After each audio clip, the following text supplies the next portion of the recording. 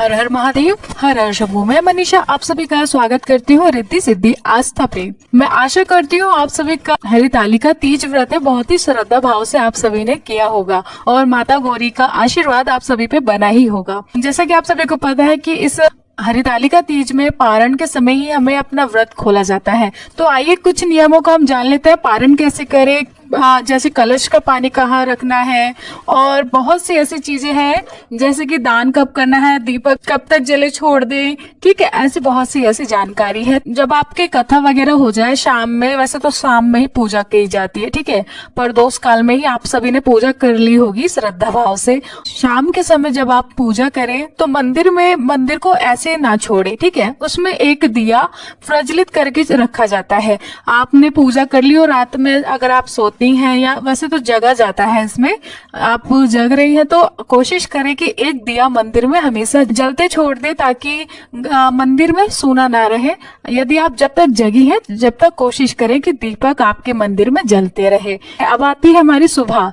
ठीक है, सुबह जैसे कि कलश कहाँ रखे, पारण के बाद ही व्रत खोलना होता है। इसमें जब आप पारण करेंगे तो सारा सामान जो भी आपने रखा है, जिस तरीके से आपने श्रद्धा भाव से मंदिर सजाया है, आपने चौकी लगाई है, उसको हटाने के बाद ही आप मुंह में अन्न ग्रहण करें, चावल पानी लगाएं। ठीक है, जो भी मतलब पूरा साफ कर लें। जहां से आपने सामान लिया था, जैसे भगवान शिव जी की मूर्ति है तो आप मंदिर में रख दे, कलश का पानी है तो उसको आप किसी अच्छी जगह, साफ सुथरी जगह में, ध्यान रखें उसको किचन के बर्तन होते हैं वॉश बेसिन में या बाथरूम में, टॉयलेट वगैरह में ना फेंके। हो सके तो आपको विसर्जन करना है तो शुद्ध पानी में, जैसे कि झाड़ी हो गई या किसी पेड़ में या तुलसी में भी डाल देंगी तो भी बहुत ज्यादा अच्छा होता है, शुभ होता है। आप पूजा कर लेंगे और कहीं गंदगी जगह में ना फेंके, ध्यान रखें। और फेंकने से पहले घर में अपना छिड़काव जरूर कर लें, उस पानी से शुद्ध कर लें। ठीक है, तो उस पानी को आप किसी अच्छे साफ जगह में विसर्जन कर देना। अब आते हैं पत्ते वगैरह और फूल वगैरह जो आपने चढ़ाए हैं भगवान शिव जी पे, माता गौरी को, तो आप उसको उठा करके किसी अच्छी जगह पर फेंके। ऐसे आप पूजा करके कहीं इधर उधर फेंक देंगे तो बहुत ही ज्यादा अशुभ हो जाता है। ठीक है, तो आप कोशिश करें कि एकदम साफ सुथरी जगह में, ध्यान रखिए कि कूड़े में ना फेंके।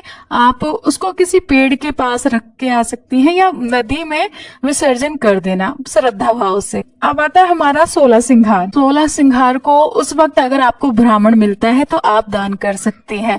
वैसे कहा जाता है कि दान देने के बाद ही हमें पारण करना चाहिए। ठीक है, उस वक्त सुबह सुबह आप सभी को पता है कि पंडित मिलते नहीं है, ना ही आपके घर में कहीं कन्या होगी। यदि कन्या है आपके घर में तो आप उसको दान करके अपना व्रत खोल सकती हैं। यदि नहीं है तो आप आराम से उसको छू करके, वो तो है ही आपके दान के लिए है ही, तो आप उनको छू करके साइड में रख दीजिए। जब भी आपको टाइम मिले 1-2 दिन के बाद आराम से उसको दान कर सकते हैं।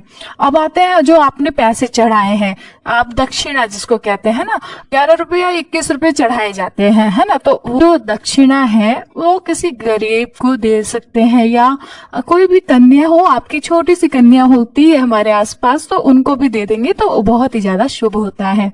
आप जहाँ की चीजें लेकर के आए हैं, जैसे आपने सजाया है, ठीक वैसे ही पूरा हटाने के बाद, पूरा मंदिर चौकी हटाने के बाद ही, अगर मंदिर में किया है आपने तो अब बहुत ही अच्छी बात है। कलश हटाने के बाद, वहाँ के चावल हटाने के बाद तभी अपना पारण करें।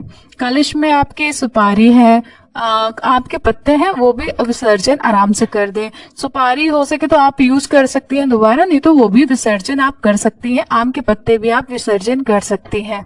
ठीक है, आम के पत्ते हो गए, फूल हो गए, सुपारी हो गए, वैसे तो विसर्जन किया जाता है, तो आप भी इसको विसर्जन अच्छी जगह पे डाल सकती हैं। ठीक है, वो विसर्जन कर देना। कलश का पानी तुलसी में डाल सकती हैं आप। और अब आता है कलश के नीचे जो चावल होते हैं। आप सभी को पता है कि कलश को खाली नहीं रखा जाता है, कलश के ऊपर भी चावल होते हैं, कलश के नीचे भी हमें चावल रखे जाते हैं। ठीक है, तो वो जो चावल है आप किसी पंडित को जब 16 सिंगार देंगी तब दे सकती हैं, या फिर चिड़िया को भी आप डाल देंगी ना तो भी बहुत ही अच्छा होता है। ठीक है, उसी दिन आप डाल सकती हैं, ऐसा नहीं कि अगले दिन डाल सके, या जब आपके पास टाइम हो। आपने व्रत, इतना भारी व्रत किया है, पूरे दिन आप निर्जला थी, आराम से आप कर सकती है। व्रत हमारा खत्म हो चुका है तो पारण भी श्रद्धा पूर्वक, जिस तरह से आपने श्रद्धा भाव से चौकी लगाई थी उसी तरीके से उसको श्रद्धा भाव से बिल्कुल ही उसको साफ करना है। उसके बाद ही आप अपना व्रत खोलें, ठीक है। और चौकी लगी हुई है और आप मुंह में अन्न लगा रहे हैं तो बहुत ही ज्यादा अशुभ हो जाएगा। तो आप ध्यान से साफ सुथरा करके ही अन्न ग्रहण करें। बहुत ही छोटी जानकारी है, ठीक है, लेकिन ये बहुत ही मायने रखती है। यदि आप इतनी श्रद्धा भाव से कर रही हैं, पूरा मंदिर आपने सजाया है और आप इसी तरह छोड़ देंगी तो बहुत ही अशुभ हो जाता है। तो ठीक है, थोड़ा सा ध्यान रखना है। पूरा आपने जो अपने चौकी लगाई है उसके बाद ही आप व्रत खोलेंगी तो बहुत ही अच्छा होगा। उसके बाद आप सभी को पूरे घर में जितने भी है, घर में श्रद्धा भाव से सबके पैर छूने, आशीर्वाद लेना है और आप सभी का व्रत पूरा हो जाता है। ठीक है, तो मैं आशा करती हूँ ये छोटी सी जानकारी है जो आप सभी को अच्छी लगी होगी। सभी पे भगवान माता भगोरी का आशीर्वाद बना रहे और आप सभी का सुहाग इसी तरह बना रहे, आप सभी इसी तरह खुशहाल रहे।